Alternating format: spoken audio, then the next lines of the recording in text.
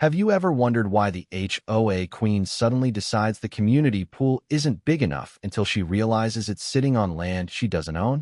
What if the woman preaching community harmony tried to slap you with trespassing charges while you were literally standing on your own dirt? And what if her power trip didn't just backfire?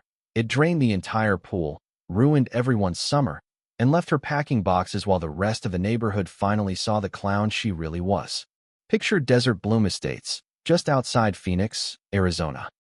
Pristine beige stucco homes lined up like soldiers, palm trees swaying in perfect formation, and those little signs everywhere reminding you that your trash cans must be hidden by 8 a.m.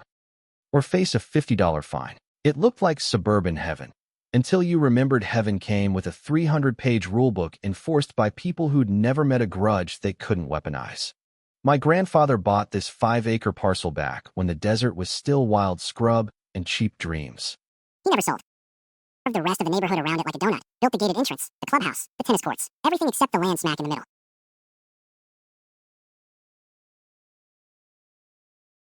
When he passed, it came to me, Ryan Caldwell, clear title, no liens, just a quiet reminder that some things in this world still belong to the people who actually paid for them.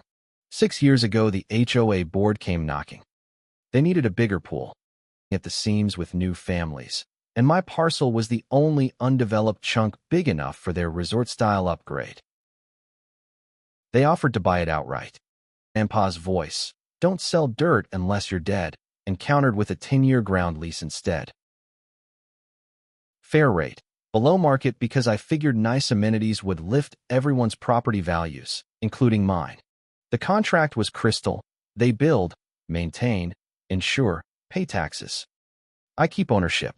And buried in clean legalese was one line my attorney made bulletproof: reasonable personal access to any amenities constructed on the land. No loopholes. Filed. Construction finished in 11 months. Zero-entry pool, cabanas that looked like mini villas, a clubhouse with glass walls that reflected the desert sky. Residents loved it. I'd swing by on quiet weekday mornings, flash my gate code, nod at the security guys who knew exactly who I was. A few neighbors even thanked me for the generous lease. Felt good. Felt neighborly. Then Vanessa Kensington moved in. Vanessa, V to her little circle of tennis skirt clones, was mid-40s, razor-sharp bob, always wearing those oversized sunglasses like she was hiding from the truth. Within 6 months, she'd wormed onto the board. Within a year, she was president. I showed up at a board meeting about further clubhouse plans because, hello, it was still my land. 10 minutes in, V paused mid-sentence, tilted her head, and gave me that tight little smile she practiced in the mirror. "I'm sorry, are you even a homeowner here?" The room went pin-drop quiet. Old Frank, the previous president, cleared his throat. "He's the landowner." V blinked twice, like the concept physically hurt. "We lease it," she repeated, as if repeating it would make it disappear. Then she turned back to me, voice dripping fake politeness. "This is a members-only meeting, Mr. Caldwell, was it? We'll handle your concerns offline." The way she said "offline" sounded like a threat wrapped in sugar. Over the next months, the new rules rained down like Arizona monsoons. Key fob only. 1 per household. 48-hour advance registration. Swimwear must be neutral tones approved by the aesthetics committee. Yes, really. Suddenly security guards needed photo ID, even for me.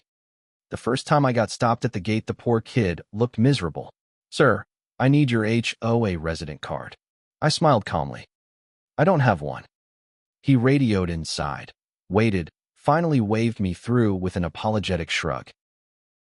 Then the certified letter arrived. "This is under review. Please refrain from using the facilities until the board clarifies." Informal. I stared at that word until my coffee went cold. Nothing about a 20-page attorney-drafted lease is informal, sweetheart. I ignored it and went swimming anyway. Late June, 112 degrees, the kind of heat that makes you question every life choice. I laid my towel on a lounge chair, slipped into the cool water, and started my laps. That's when Brody, Vanessa's 16-year-old clone, decided to make it his personal mission to ruin my day. Cannonball right next to me. Laugh. His 3 buddies joined in like it was a coordinated attack. I kept swimming. Second time, he nailed me square in the face. I stopped, wiped water from my eyes, and said nothing. He grinned. Old dude. I climbed out, grabbed my book, sauntered over. Brody planted himself in front of my chair. You're in my spot. No towel, no bag, just pure entitlement. I looked around. He smirked. This is my mom's pool. And there it was. You're that guy, right? The one trying to steal our amenities. I kept my voice even. I own the land under your feet. He actually laughed. That's not what she told us. She said you're some squatter making stuff up for free access. Free access. On my own dirt. And I stayed calm. Watching now, pretending to scroll phones. Security guard approached, already sweating more than the heat explained. Brody pulled out his phone. And he's harassing me. Vanessa arrived 15 minutes later like she was storming the Bastille. Sunglasses pushed up, arms crossed. I told you the facilities are off limits until the dispute is resolved. I held up the printed lease. There is no dispute. She leaned in, voice low enough only I could hear. You are not a member of this community. You don't belong here. I smiled. Funny. Otherwise. That's when she pulled out her phone. The entire pool deck went silent. Kids stopped splashing. You could almost hear the desert wind laughing at her. Brody whispered loud enough for half the deck. You're getting arrested, loser. This is going to be epic. 2 deputies rolled up 30 minutes later. Vanessa launched into her Oscar-worthy performance. He refuses to leave private HOA property. He's been harassing residents, including my minor's son. One deputy turned to me.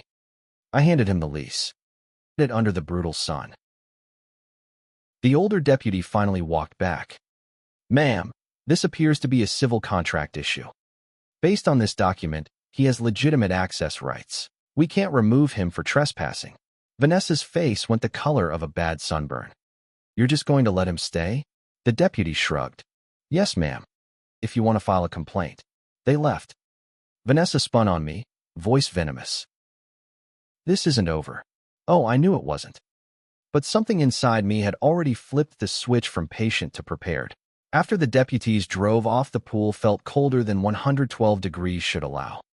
Families who'd been pretending to mind their own business suddenly remembered urgent errands. Towels folded in record time. Spread faster than the desert heat. Vanessa grabbed Brody by the shoulder and marched out without another word, but not before shooting me a look that could wilt cactus. The rumors started before I even got home. Small neighborhoods run on group chats and carefully curated Facebook pages the way Vegas runs on slots.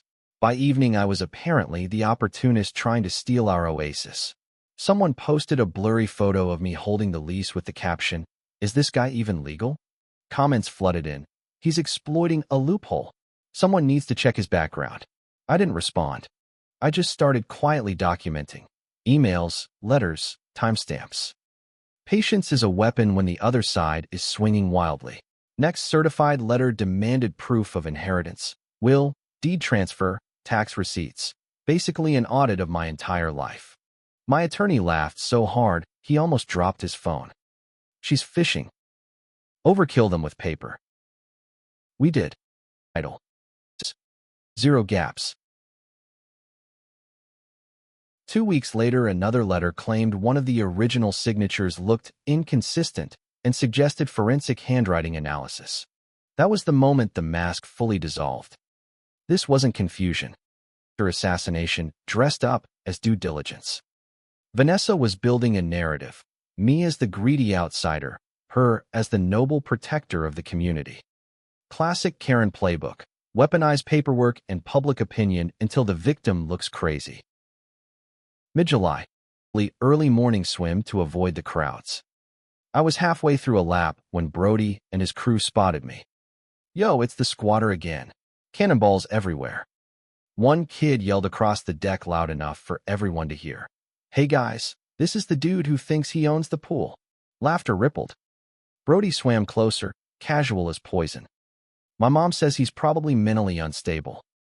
Explains why he keeps showing up where he doesn't belong. That one landed like a slap. I stopped swimming, water dripping down my face, and just looked at him. Not angry, clear. Held off, and walked away without a word. But inside, the decision was already made. That afternoon, I called my attorney. He paused. You sure? The pool's nice. I'm sure. Buried in the contract was a clause requiring the lessee to maintain respectful relations. No harassment, no defamation, no interference with the lessor's rights. Police call, rumor campaign, public accusations, teenage taunts, plenty of material breach. 90-day notice. Clean. The explosion was nuclear. Accusing me of retaliation, threatening lawsuits, claiming I was tanking property values, even hinting she'd report me for fraudulent land claims. My attorney replied with a tidy timeline of her every move and a gentle reminder that false police reports carry consequences. Suddenly, the rest of the board woke up. Emergency meeting. Voice low. We didn't know the half of it. The letters, the kid mouthing off in public. Once they saw the documentation, the mood flipped fast. 1 week later, a new letter arrived. Different tone entirely. They acknowledged mismanagement. Informed me Vanessa had stepped down as president effective immediately. Then they asked, almost politely, if I'd reconsider termination. I stared at the page. The income steady was punishing innocent families. Then I remembered the retirees who quietly left the water when I showed up. The whispers, mentally unstable in front of 30 people. No, built would stick. I would always be that guy. I declined. 90 days became neighborhood chaos. Cabanas dismantled. Residents got notices, amenities closing permanently at lease end. Heated meetings. Some families had bought houses specifically for the pool. I heard one mom sobbing in the parking lot. Our kids won't have anywhere to swim. I almost felt bad, until I remembered who started the war. When the 90 days ended, I hired contractors. We drained the pool while a small crowd watched from the fence line like it was a funeral. The echo in that empty concrete basin sounded exactly like justice. Hollow, final, satisfying. Then we filled it in. Next. Clean demolition. Just land again. A few months later, a commercial developer approached me. My parcel had become prime corner real estate in a fully built-out subdivision. The offer changed my financial future. I thought about Grandpa's rule and signed. Today there's a small retail strip where the pool used to be, coffee shop, pharmacy, convenience store. Every time residents walk past for milk or a latte, they cross what used to be their beloved deck. Irony tastes better than Vanessa moved out 3 months after stepping down. I don't know where. His college buddies, a very different version. In the neighborhood, they still have their beige houses and perfect lawns. They just don't have their pool anymore.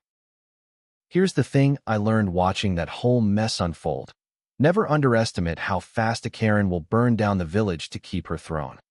Power in a homeowners association isn't about rules, it's about control. And when someone forgets who actually owns the ground they're standing on, the universe has a funny way of reminding them, usually by draining their entire fantasy in public. Play stupid games, win stupid prizes. Sometimes those prizes come with bulldozers.